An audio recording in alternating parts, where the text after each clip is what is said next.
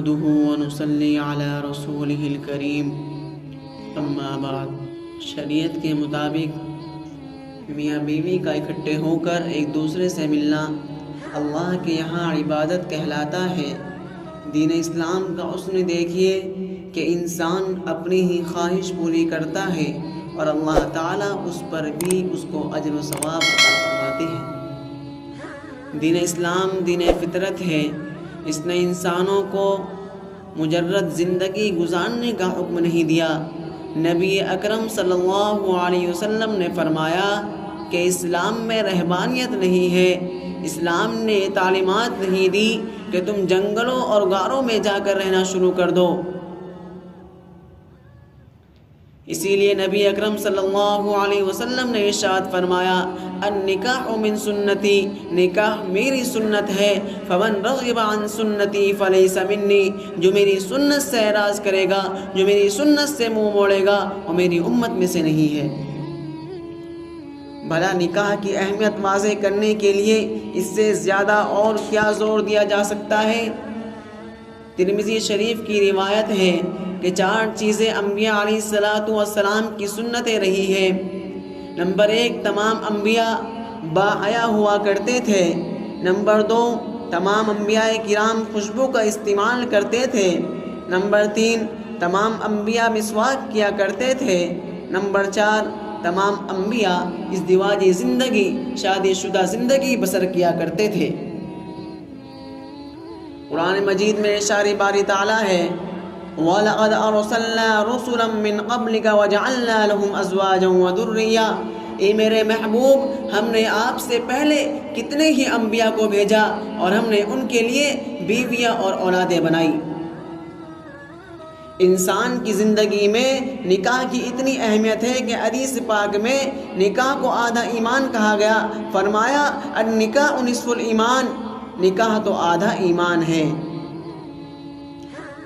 حضرت علی رضی اللہ عنہ فرمایا کرتے تھے مجھے میرے محبوب خاتم المرسلین صلی اللہ علیہ وسلم نے 5 کاموں میں جلدی کرنے کی وصیت فرمائی۔ نمبر 1، تم نماز کے فوت ہونے سے پہلے اسے ادا کر لو۔ نمبر 2، موت سے پہلے توبہ کرنے میں جلدی کرو۔ نمبر 3، جب کوئی آدمی مر جائے تو اس کے کفن دفن میں جلدی کرو۔ نمبر 4، تمہارے سر پر قرض ہو تو اس کے ادا کرنے میں جلدی کرو۔ نمبر 5، جب بیٹی یا بیٹے کے لیے کوئی مناسب رشتہ مل جائے تو اس کے نکاح کرنے میں جلدی کرو۔ آج دین سے دوری کا یہ حال ہے کہ کئی گھروں میں بچیاں 10 15 سال سے جوان ہو چکی ہوتی ہیں، لیکن ان کے والدین کہتے ہیں کہ ان کا رشتہ باہر نہیں کرنا۔ یقین جانیے کہ وہ اپنے لیے جہنم خرید رہے ہوتے ہیں۔ ہمارے حضرات ان معاملات میں بڑی احتیاط برتتے تھے۔ ہم نے اپنے بزرگوں کی حالات زندگی میں پڑھا ہے کہ اگر کسی کے یہاں جوان العمر بیٹی ہوتی، اسے جوان ہوئے چند سال ہو چکے ہوتے اور اس کا والد اس کا نکاح نہ کر رہا ہوتا، باوجود اس کے کہ وہ اس کا نکاح کر سکتا ہے، تو بزرگ اس کے کنویں سے پانی بھی نہیں پیا کرتے تھے کہ اس نے جوان بیٹی کو گھر میں بٹھایا ہوا ہے۔ اور جس بندے نے قرض لیا ہوتا ہے اور وہ ارادتاً قرض نہیں لوٹا رہا ہوتا تھا تو ہمارے بزرگ اس کی دعوت قبول نہیں کیا کرتے تھے اور کہتے تھے کہ اس کا گھر کا کھانا حلال نہیں ہے، کیونکہ اگر اس کے پاس پیسے اتنے فالتو ہیں کہ وہ دعوت کر رہا ہے تو وہ قرض ادا کیوں نہیں کرتا۔ جب ہم شریعت کے مطابق زندگی گزاریں گے تو گناہوں سے بچیں گے، اور جب شریعت کو نظر انداز کریں گے تو گناہوں میں پھنسیں گے۔ آج حالت یہ ہوئی ہے کہ ابھی بڑی بیٹی کے نکاح کا فیصلہ نہیں کیا ہوتا اور نیچے کی 4 بیٹیاں جوان ہو چکی ہوتی ہیں۔ بعض اوقات تو لوگ بڑی بیٹی کی منگنی کر کے سوچتے ہیں کہ پھر کچھ عرصے بعد نکاح کر دیں گے۔ یہ سوچ انتہائی غلط سوچ ہے۔ شریعت نے جہیز وغیرہ کی کوئی پابندی نہیں لگائی، بلکہ اس نے تو موٹا سا اصول سمجھا دیا کہ جب مناسب رشتہ مل جائے تو تم اپنے سر سے فرض ادا کر دو۔ یاد رکھیے کہ بچیاں جوان ہونے کے بعد جتنا عرصہ اپنے ماں باپ کے گھر میں رہتی ہے اور وہاں رہنے کے دوران اگر سوچ میں کوئی گناہ کرے یا ویسے گناہ کرے تو اس گناہ کا وبال ان کے والدین یا سرپرست پر پڑتا ہے۔ یہ 100% پکی بات ہے کہ جہاں نکاح نہیں ہوگا وہاں زنا ہوگا، اس لیے شریعت نے نکاح کی اہمیت کو واضح کیا۔ آج جس معاشرے میں نکاح سے دوری اختیار کرتے ہیں، نکاح کرنے سے اوائڈ کرتے ہیں، آپ دیکھیے وہاں جنسی تسکین کے لیے فحاشی کے اڈے کھلے ہوتے ہیں۔ شریعت نے اس بات کو ناپسند کیا کہ انسان گناہوں بھری زندگی گزارے، اس لیے کہا گیا کہ تم نکاح کرو تاکہ تمہیں اپنے آپ کو پاک باز رکھنا آسان ہو جائے۔ اگر نکاح کا حکم نہ دیا جاتا تو مرد عورت کو صرف ایک کھلونا سمجھ لیتے، عورت اپنے لیے کوئی مقام نہ رکھتی اور اس کی ذمہ داری اٹھانے والا کوئی نہ ہوتا۔ چونکہ اسلام دین فطرت ہے اس لیے ہمیں اعتدال سکھاتا ہے، لیکن جب انسان اپنی عقل کی بنیاد پر فیصلے کرتا ہے تو وہ افراط و تفریط کا شکار ہو جاتا ہے، جس کی وجہ سے پریشانیاں اس کا مقدر بن جاتی ہے۔ یہی وجہ ہے کہ لوگ لاکھوں روپیہ خرچ کر کے بچیوں کو گھر سے رخصت کرتے ہیں اور وہ دوسرے دن روتی ہوئی گھر آ جاتی ہے، گویا نکاح کی جو اصل روح تھی وہ نکل چکی ہے اور مردہ باقی رہ گیا ہے۔ یاد رکھیے کہ جو عمارت دین کی بنیاد پر بنے گی اللہ تعالیٰ اس کو پائیداری عطا فرمائیں گے۔ جب انسان شادی شدہ بن جاتا ہے تو اللہ تعالیٰ اس کی عبادت کا اجر بڑھا دیتے ہیں۔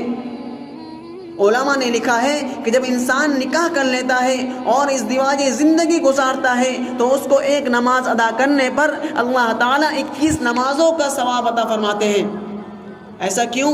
اس لیے کہ انسان اللہ کے حقوق تو پہلے بھی ادا کر رہا تھا، اب حقوق العباد کو نبھاتے ہوئے اللہ کے حقوق پورے کرے گا تو اللہ تعالیٰ اس کی عبادت کا ثواب بڑھا دیں گے۔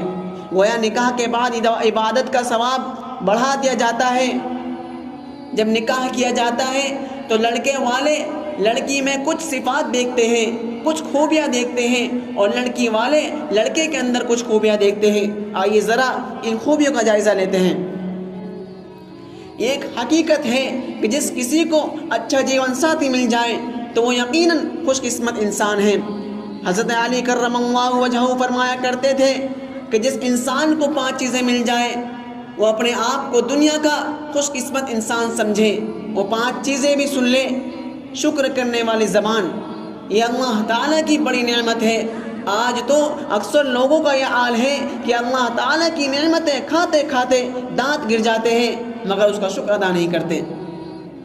نمبر 2، ذکر کرنے والا دل، یعنی جس دل میں اللہ کی یاد رہتی ہے وہ بہت بڑی نعمت ہے۔ نمبر 3، مشقت اٹھانے والا بدن۔ نمبر 4، وطن کی روزی، یہ بھی بڑی نعمت ہے۔ نمبر 5، نیک بیوی، یعنی ہمدم و ہمراز نیک ہو تو زندگی کا لطف دوبالا ہو جاتا ہے۔ جس شخص کو یہ 5 نعمتیں نصیب ہو وہ یوں سمجھے کہ مجھے اللہ تعالیٰ نے دنیا کی تمام نعمتیں عطا کر دی ہے۔ حدیث پاک میں آیا ہے کہ امام بخاری رحمۃ اللہ علیہ فرماتے ہیں، ابو ہریرہ رضی اللہ عنہ کی روایت کہ عورت سے 4 وجوہات سے نکاح کیا جاتا ہے۔ نمبر 1، مال کی وجہ سے نکاح کیا جاتا ہے کہ کوئی مالدار گھرانہ ہو تو لوگ نکاح کا پیغام بھیجتے ہیں کہ چلو کاروبار ہی کروا دیں گے، جہیز میں کوئی گھر لے کر دیں گے، اور کار تو کہیں گئی ہی نہیں، تو فرمایا اس کے مال کی وجہ سے اس سے نکاح کرتے ہیں۔ دوسری وجہ فرمائی اس کے عصب و نسب کی وجہ سے نکاح کرتے ہیں، یعنی اونچے خاندان کی وجہ سے نکاح کرتے ہیں۔ تیسری وجہ فرمائی اس کی نیکی اور دینداری کی وجہ سے نکاح کیا جاتا ہے، تو فرمایا کہ میں تمہیں اس بات کی نصیحت کرتا ہوں کہ تم اپنے لیے دین کی بنیاد پر رشتوں کو تلاش کرو۔ جب بنیاد ہی کمزور ہوگی تو زندگی کیسے نبھے گی؟ جس نے فقط خوبصورتی کو دیکھا ہو تو بتائیے شکل کی خوبصورتی کتنے دن رہتی ہے؟ یہ چند سال کی بات ہوتی ہے، جوانی ہمیشہ تو نہیں رہتی۔ جس کی بنیاد ہی کمزور ہوگی اس پر بننے والا گھر بھی کمزور ہوگا۔ نیکی اور شرافت ایسی چیز ہے جو وقت کے ساتھ ساتھ بڑھتی چلی جاتی ہے، اس لیے اس بنیاد پر جو گھر بنے گا وہ ہمیشہ مضبوط سے مضبوط تر ہوتا چلا جائے گا۔ نیکی اور دینداری کی بنیاد پر بیویوں کو تلاش کرو، اس لیے کہ خوبصورت عورت کا خاوند جب اسے دیکھتا ہے تو اس کی آنکھیں خوش ہوتی ہیں، اور نیک سیرت عورت کا خاوند جب بھی اسے دیکھتا ہے تو اس کا دل خوش ہوا کرتا ہے۔ تو آنکھوں کو خوش کرنے کی بجائے اپنے دلوں کو خوش کیا کرو۔